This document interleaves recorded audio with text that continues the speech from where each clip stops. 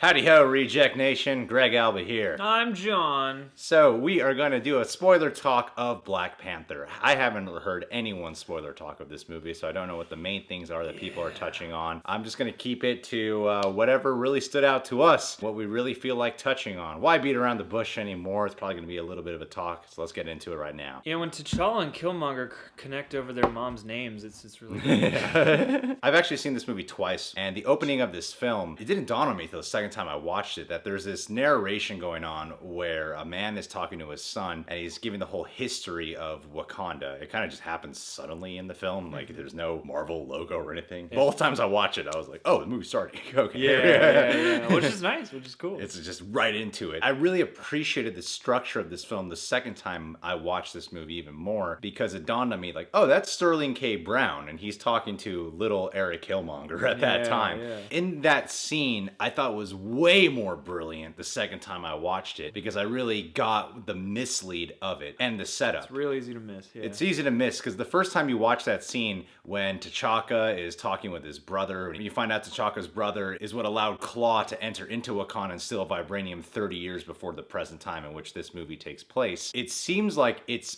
primarily a setup for Klaw. So that way they're building up the villain of the movie and they're building up Klaw. I remember the first time I watched it, that's what I thought they were doing. Like, oh, okay, cool. They're setting up who Klaw is and his whole backstory and like, oh, well, he's the villain that we gotta take down. But really what it's doing is setting up the intensity and the personal experience of what Killmonger's gonna be going through. It's kind of killing two birds with one stone. It's such a brilliant scripted format because when you first watch it, you think it's all about Klaw, when really the second time you watch it, you're going, oh, this is all for Eric Killmonger. Well, yeah, you kind of get a dual origin going on in this movie with both T'Challa and Killmonger because, you start on Killmonger's story and the crux of what's to come, you know, and the sins of the fathers before us and all that stuff. One of the concerns I had about this movie before watching it, the only concern I really had was how are they going to balance having two main Black Panther villains in one film, Klaw and Killmonger. I think the structure of this film is brilliant because the first half of this film, you get a little bit of Killmonger. You don't really see much of him. It's weird because before going into this, you hear a lot about Michael B. Jordan. And then the first like hour 10, you don't really see the guy. And you're like, are they just going to shove him in this movie at the end of this film? Yeah, like, they're really taking their time with other stuff. I thought that was a cool switcheroo to kind of build up Klaw and then pass that torch after a certain point. Yes. When Klaw serves his part of the plan,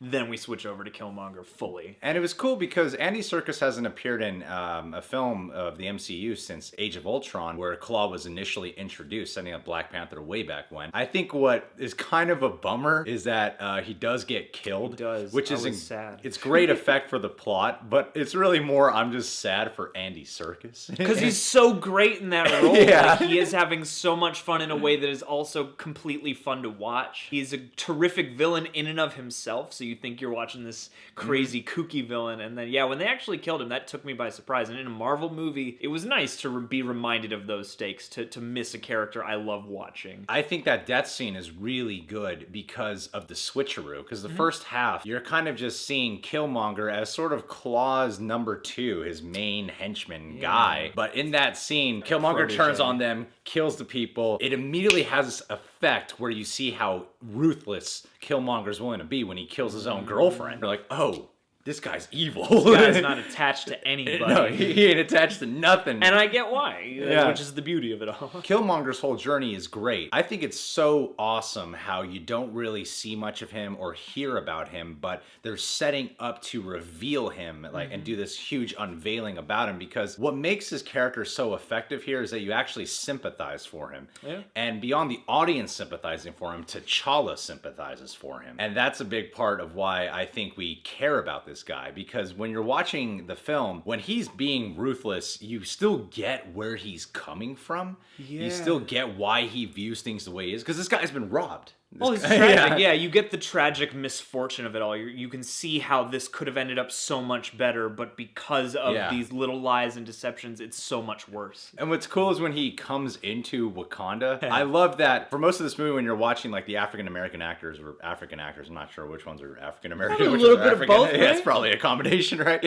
They have a very specific way of handling their dialogue. It's more in tune with like actual African culture. But when Killmonger shows up, he's got the street talk. And And he yeah, keeps that the whole time he's in Wakanda. Oakland. Yeah. You know? There is like an odd fish out of waterness about it, and he just walks in like he owns the place. I actually saw this the second time with my girlfriend, and she brought up some points to me that never occurred to me. I thought there's some pretty valid points. Killmonger shows up, and he's talking about how he wants the throne, and he's challenging T'Challa for the throne. There's two things that didn't get brought up. One, I can see an argument for of why it wasn't brought up, but there is another one where I'm like, this definitely should have been brought up. Yeah. The first argument that she brought up for us was, how come no one mentioned that Killmonger's father betrayed Wakanda and is the reason Klaw was able to get into Wakanda? Because Daniel Kaluuya's whole motivation in this entire film is he just wants Klaw to be captured. He wants Klaw dead, and that's why when Killmonger brings him by, he immediately switches his whole mentality towards all of how Wakanda should be run because this guy brought Klaw in. No one bothers to bring up, I mean, sure, only Zuri and T'Challa know. T'Challa could have brought it up, although there's this whole political thing and it causes mistrust with the kingship. It's gonna do a lot of damage to reveal that info. So yeah, I get how it could have been a stronger choice to just confront it right away. And I've been watching a lot of stuff that does that. Yeah. At the same time, I get why you might not have just gung-ho revealed that info. And also, what good is it gonna do to a guy who is clearly hellbent? In terms of the people, the council were saying he has a right to challenge T'Challa because he is the son of T'Challa's uncle. There's certain facts that I think would have swayed people to go, no, he shouldn't have a right. And no one even bothers to question, like, where did this kid come from? Because he wasn't born in Wakanda. You know, no one bothers to ask these questions. This kid was born in America outside of Wakanda, though. That one, I can see why T'Challa chose not to bring it up and to let the secret just remain. The other thing, though, that I really do think could have been brought up, Killmonger has a specific line. He says, I was able to do the thing your king couldn't do, which is bring in Klaw.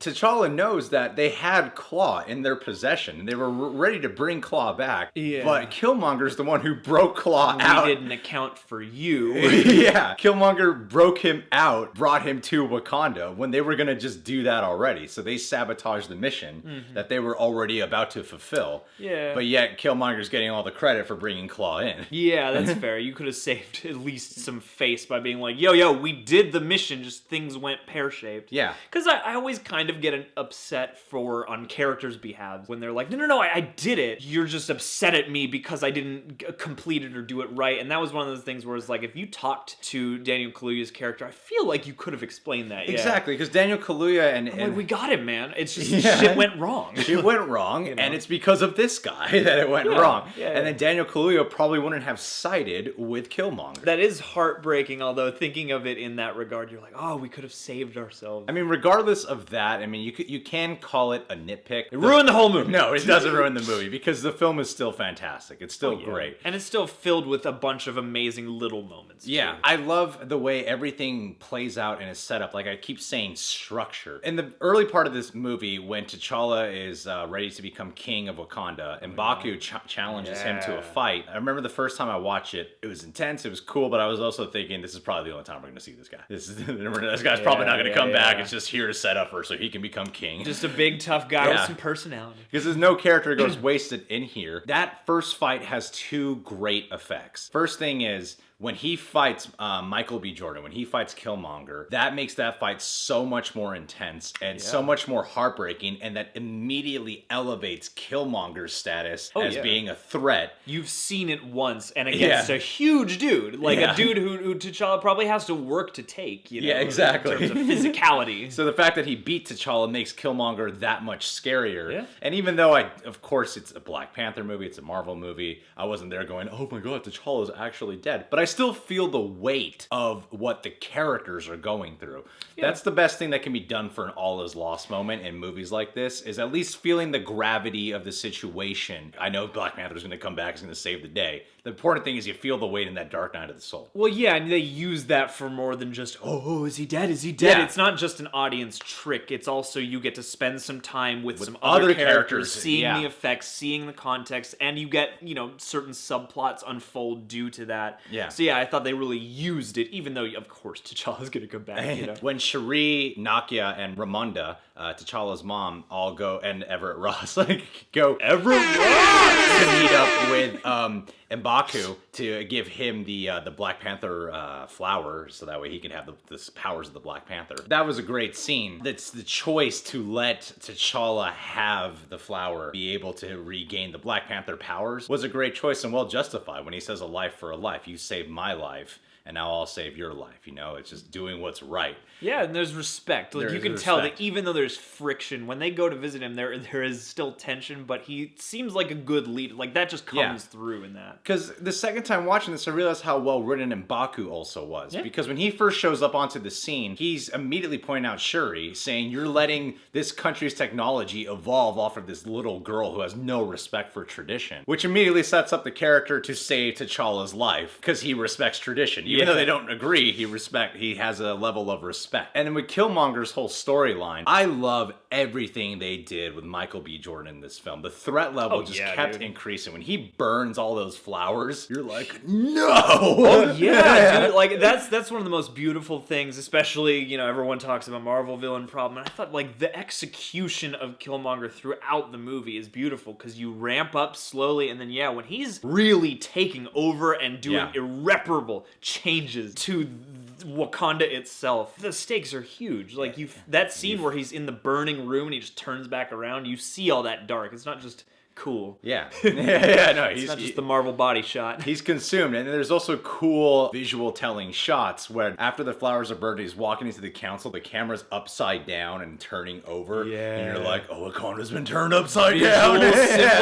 Visual symbolism. You know, that scene when T'Challa and Killmonger fight, one of my favorite moments, just a little tiny moment in here, when Zuri is the one taking out, removing the Black Panther powers out of T'Challa, and he has this little moment where he walks past Killmonger and makes eye to eye with him, looks at him, and you see this sense of guilt and this responsibility. So when he saves T'Challa's life, it makes sense because it was foreshadowed in that one moment. Those little details like that I really appreciated, man. Well, this movie has such a great effect with the Killmonger guy. I see why he's the main thing people are talking about. Because when they're fighting, like, by the train or whatever, it's a great fight. Black Panther beats him, but then, like, a second later, Killmonger's just like, that's a good move, man. That's a good move. Yeah, he's a guy who respects the battle. He respects a solid warrior. And he starts to tear up because he's like, my father told me about Wakanda, said it was the most beautiful place ever. Right in that moment, I start tearing up. I'm like, in 1 second, I'm like, beat him, Black Panther. The next second, oh, Killmonger. Yeah, because you see what went wrong. You're like, a lifetime of just that unfair life he grew up with that led to so much violence and so much killing, and it's like, it's too late, but you catch that glimpse of what it could have been. Easily the most powerful line, I think, in the whole movie, and I wish I remembered it word for word. Right before Killmonger takes the blade out of his heart, he's talking about how he wouldn't want to be a prisoner, that he wants to just treat him like his ancestors and throw him out into the ocean, because it's better to be free than in chains. Yeah. And that line is so damn powerful because this movie has such cool respect for the African culture in whole, because it does more than just say black people have had a tough life, which is absolutely true and is important to be acknowledged because it does touch on that subject, but it also does a lot of showing the love of African culture as well. Yeah. When you're just exploring Wakanda in the city, I mean, I know Wakanda's fictional, but there's a lot that pays tribute and is in tune with how African culture can be. Based on a real country. Yeah, exactly, yeah. Inspired by real places. And I really loved with Killmonger that they go full bore with his becoming the king and all that, and he gets to go to the spirit realm and he talks again to his father for a moment. Yeah. Like, I thought that scene was really beautifully orchestrated too. It just took it to places I never expected them to go. You get his philosophies all around. Yeah. The use of Everett Ross in this film. I rewatched Civil War again before watching this one. Watching Civil War, every time I watch that film, I go, man, Martin Freeman is really wasted in this movie. He gets nothing to really do. Two scenes or something. Except to just say cliche lines that a CIA guy would say. Yeah, I felt the same way, actually, about that. I was like, really? Martin, I was so excited to see you here. What? And in this movie, he really gets a chance to shine. He gets a chance to be a hero. That scene when he is shooting down the planes, and then there's one plane shooting at him, and it says, let go of the hologram, and then he's able to see that he's gonna die soon. he makes the choice because he's thinking, I could sacrifice my own life right now if I could just take down this one plane. Yeah. Because if this one plane gets out there, the world is screwed. And it's cool because the movie doesn't feel about saving the world, yet that's Everett Ross's motivation in that moment. So they managed to make saving the world a very personal motivation instead of just big thing. It's not the nebulous idea of like, oh, we have to stop the world from bad guys. It's like the weight of people's choices and what the effects of those choices happen to be enormous, you know? And he's really funny in the film, too. I was surprised by, like, how humorous his character was handled. Yeah, and it went from just being like, oh, cool, they cast you, to being like, they really let you shine, and they also gave your character elements that are really cool and really helpful. Yeah.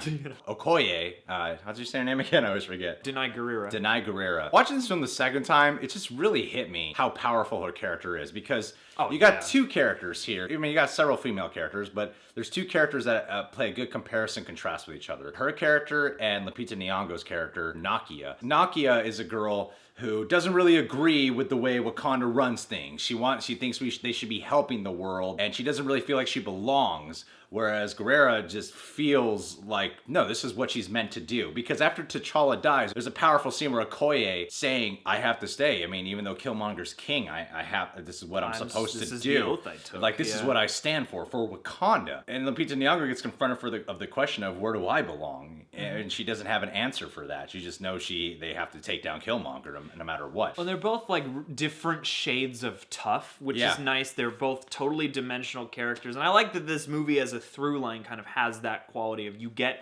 different pairs of characters with similar determinations, but very different philosophies. Yeah, I mean, those two characters are both just want to do the right thing. Yeah, and they're both fighters. They're both fighters. They both want to do the right thing. And what's interesting about both of their arcs, they kind of evolve into each other in a certain way. Yeah, right? They come to see more eye to eye and approach in a similar way. Because Okoye's arc, I really felt it when she when she goes, you are not fit to be king, to Killmonger. When she goes, this isn't right. Yeah, You know, I've been just going, I'm loyal to Wakanda, so I have to follow you, but this isn't right. I can't just do my job and follow my orders anymore. Which is what Nakia would have done a long time ago. But also Nakia evolves into becoming a warrior. She even wears the outfit when she's fighting in the finale, and then she stands side by side with Black Panther. And then she goes, and so she becomes someone who's a part of Wakanda again. So they both kind of evolve into these roles. It was just interesting to watch them kind of switch in that moment. There's so many things happening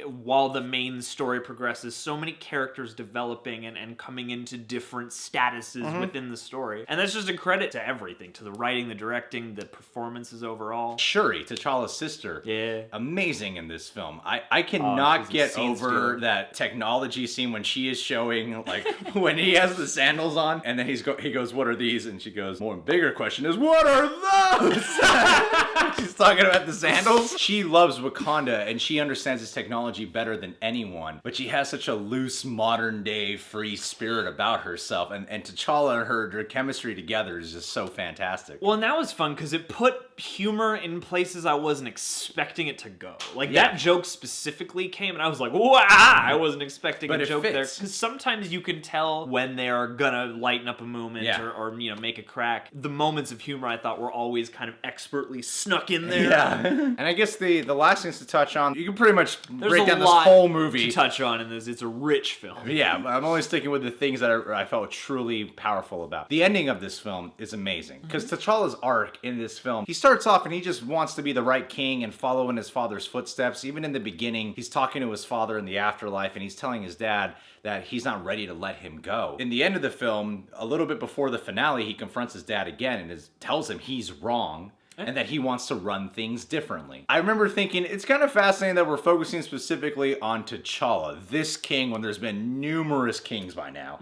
But we're choosing to focus on this one. It's because he's going to change the path of Wakanda. Yeah, and that's what the movie really becomes about. It's not a Black Panther origin necessarily, or a story about a guy becoming a king. It's about what kind of king, what kind of warrior are you gonna be? He even has a line to Killmonger where he says, I'm not king of the world, I'm king of Wakanda. Because he's all about protecting Wakanda and keeping a secret. So that ending, when he decides to build some type of foundation where they can do technological advancements. Where they open up to the world finally. And the fact that they're using the building where his uncle died is so powerful because they're giving that building a different definition. And they're doing it in the ghetto and helping out the poorer rural parts of like an African American culture in California. One thing I love when people treat what if scenarios as realistic as possible. This movie established that there's this world here where Africans have been treated terrible, and then there's this part of Africa, a secret part where there's Wakanda, where everything's better than the rest of the world. The reverse of what you think of